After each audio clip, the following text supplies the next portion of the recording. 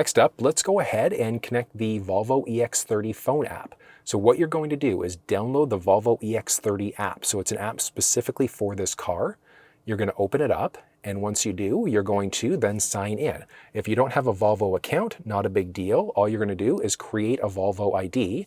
That's going to walk you through the process, but if you've got an ID, you're just going to connect through, and here we go.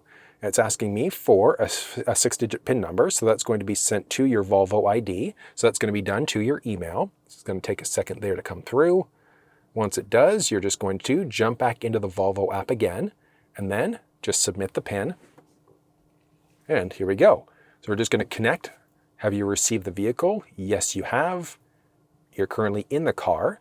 So all you have to do, make sure that your profile is set up. So that's going to be car settings, and then you've got your individual profile. So make sure that you've set it up, or if you're going to be switching profiles out to another driver, you're going to be going to that step instead. But once you're on the profile that you'd like, you're going to go and connect to the EX30 app, and there's a QR code. So on your phone, you're going to hit, I see QR code.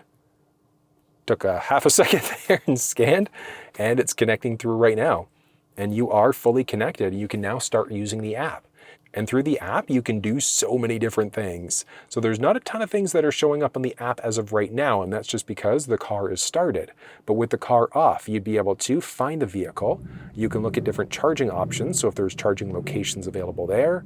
You can see what's going on with the vehicle, so you can enable your driving journal. You can lock the glove box. You can see your overall statistics. On top of that, you'd then be able to hop in and call roadside assistance. You can manage your profiles and a number of other things. Now, when the vehicle's off, you could then swipe to the right-hand side and move the car over, and that's going to give you the flexibility of being able to do a few additional things. So you could adjust your climate if you'd like to. You can adjust your charging options too. If you wanted to charge the vehicle up to a certain percentage, you'd have the flexibility of being able to do that right through the app instead.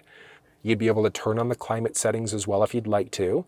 There are a few small things, like you can't remote start the vehicle, but being able to select charging, turn on your climate, things like that is a pretty useful setting. But that's how you use the app for the Volvo EX30.